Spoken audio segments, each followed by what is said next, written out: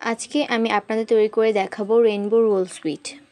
এটা দেখতে যেরকম লোভনীয়, খেতেও কিন্তু খুব মজার হয়। যেরকম নরম সেরকম ক্রিমি, আর মাত্র 5টা উপকরণ দিয়ে কিন্তু এই মিষ্টিটা তৈরি করতে পারবেন। তো চলুন কথা না বাড়িয়ে মূল রেসিপিতে যাওয়া যাক। এই জন্য এখন আমি একটা নারকেল নিয়েছি, নারকেলটাকে কুড়িয়ে নিব। তো এই তো দেখতে পাচ্ছেন নারকেলটাকে কুড়িয়ে নিয়েছি। এবার ভিতরের পুরটা তৈরি করব। পুর তৈরির জন্য আমি এখানে নিয়ে নিচ্ছি 100 গ্রাম গুড়। আপনাদের হাতের কাছে যেই গুড়টা আছে, আখের কিংবা খেজুরের গুড়, আপনারা সেটা ইউজ করবেন। নারকেলটা দেওয়ার পর এইটাকে নাড়তে চাতে থাকবো। এখানে আর কোনো এক্সট্রা পানি ইউজ করব না, নারকেল থেকেই যেই পানিটা বের হবে সেটাতেই কিন্তু এটা রেডি হয়ে যাবে। তো এভাবে আমি নাড়তে থাকবো। এটাকে কিন্তু একটু পরপর নাড়া দিতে হবে, তা না হলে কিন্তু এটা পুড়ে যাবে। এটা আস্তে আস্তে কিন্তু কালারটাও চেঞ্জ হতে থাকবে আর অনেকটা আঠালো হয়ে আসবে। তো এটা যখন একদম শুকিয়ে যাবে তখন কিন্তু এটাকে নামিয়ে নিব। আর নামিয়ে আমি একটু পরে এটাকে হাতের সাহায্যে এইভাবে বানিয়ে নিব। একটু লম্বা শেপের হবে। তো দেখতে পাচ্ছেন আমি এইভাবে বানিয়ে নিয়েছি এটাকে। তো আমি এরকম করে সবগুলোকে বানিয়ে রেখে দিব। আর এই ফাঁকে আমি এইখানে দিয়ে দিয়েছি 1 কাপ চালের গুঁড়ো। আতপ চালের গুঁড়ো এখানে দিবেন। আর দিয়ে দেব 1.5 কাপ লিকুইড দুধ। এটা কিন্তু জাল করে নেওয়া। এখন এখানে 4 টেবিল চামচ পরিমাণ চিনি দিয়ে দিব।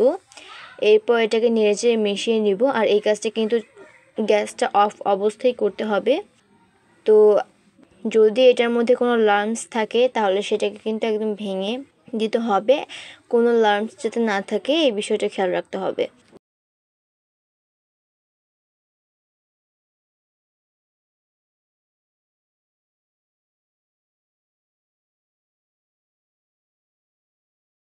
তো দেখতে পাচ্ছেন আমার এই মিশ্রণটা কতটা বেশি স্মুথ হয়েছে।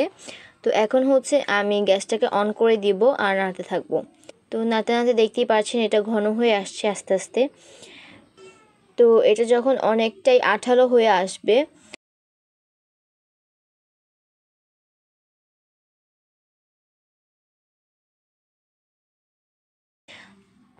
দেখবেন, যখন চামচের সাথে লাগছে না তখন এখানে দিয়ে দিবেন 4 টেবিল চামচ পরিমাণ কর্নফ্লাওয়ার।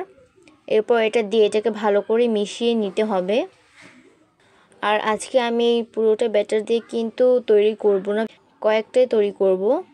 আর এগুলো আমার অন্য কাজে লাগবে, যার কারণে আমি এগুলো রেখে দিব। তো এখন আমি এটা নামিয়ে নিব। নামিয়ে নিয়ে আমি এখন এটাকে 3 ভাগে ভাগ করে নিয়েছি। আমি এটা 3 কালারে তৈরি করব। তো আপনারা চাইলে এখানে আরও যদি কালারফুল করতে চান তাহলে এখানে আরও কালার অ্যাড করতে পারবেন। আমি শুধু 3 কালার দিয়ে বানাবো, সাদা, সবুজ আর লাল।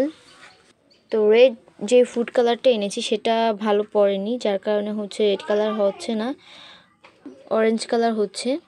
তবে পরবর্তীতে এটা বেক হওয়ার পর কিন্তু গোলাপি কালারের হয়। তো সবুজ কালারটা কিন্তু ভালো পড়েছে। যেই ফুড কালারটা একটু পাতলা হয় সেটা কিন্তু ভালো না, মানে আমার অভিজ্ঞতা থেকে বলছি, যেটা ঘন সেটাই আমি দেখেছি ভালো। আমার রেড ফুড কালারটা অনেকটা বেশি পাতলা, যার কারণে আমার অনেকটা বেশি দিতে হয়।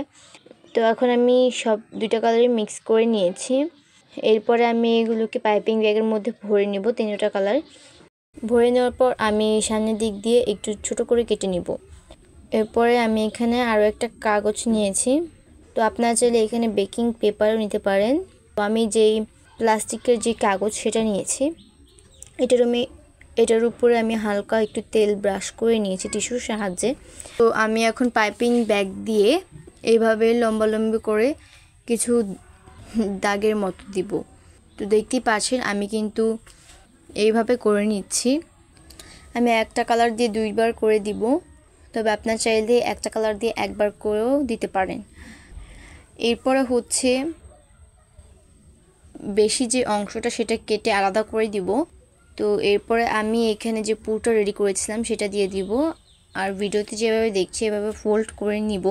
ফোল্ড করার সময় যদি দেখেন বেশি আরও অংশ রয়ে গিয়েছে তাহলে সেটা কেটে আলাদা করে নেবেন। এটা ফেলে দিবেন না, এটা কিন্তু আবার হাত দিয়ে টেনে টেনে আলাদা করা যাবে। তো এইভাবে আমি বানিয়ে নিব সবগুলো। কি মিষ্টিগুলো দেখে কি মনে হচ্ছে খুব কঠিন কিছু? একদমই না। খুব সহজেই তৈরি করে ফেলতে পারবেন। দেখে মনে হবে কোনো মেশিন বা যন্ত্রের সাহায্যে করেছেন, আসলে কিন্তু আসল তথ্যটা আপনিই জানবেন। তো আমার মিষ্টিগুলো কিন্তু তৈরি হয়ে গেছে, এবার এগুলো স্টিম করার পালা। এগুলো স্টিম করার জন্য আমি একটা রাইস কুকারের স্ট্রেনার নিয়েছি। এটার উপরে আমি কয়েক পাল্লা কাগজ দিয়েছি, তবে আপনারা চাইলে এখানে ফয়েল পেপারও ইউজ করতে পারবেন। তো এর উপরে আমি মিষ্টিগুলোকে দিয়ে দিব। আর মিষ্টি দেওয়ার আগে কিন্তু রাইস কুকারের পানিটা একদম বলক উঠিয়ে নিতে হবে। এরপরে আমি এটাকে বসিয়ে দিব, আর এটা হতে 15 থেকে 20 মিনিটের মতো সময় লাগবে। তো দেখতে পাচ্ছেন আমার এটা কিন্তু রেডি হয়ে গিয়েছে। আমি এখন এটা নামিয়ে নিচ্ছি। আর এটা কতটা নরম হয়েছে আপনারা দেখেই বুঝতে পারছেন আসলে কতটা বেশি নরম। আর আমার কাছে একটা অনুরোধ থাকবে এই মিষ্টিটা বানিয়ে খাওয়ার, কারণ বানিয়ে না খেলে কিন্তু মুখে বললে বুঝবেন না এই মিষ্টিটা কতটা বেশি মজার। তো আশা করি আজকের আমার এই ভিডিওটা ভালো লেগেছে। ভালো লাগলে অবশ্যই একটা লাইক দিয়ে চ্যানেলটাকে সাবস্ক্রাইব করে পাশে থাকবেন। আর যারা সাবস্ক্রাইব করেছেন তাদেরকে অসংখ্য ধন্যবাদ। দেখা হবে নেক্সট কোনো ব্লগে, ততক্ষণ সব ভালো থাকবেন। আল্লাহ হাফেজ।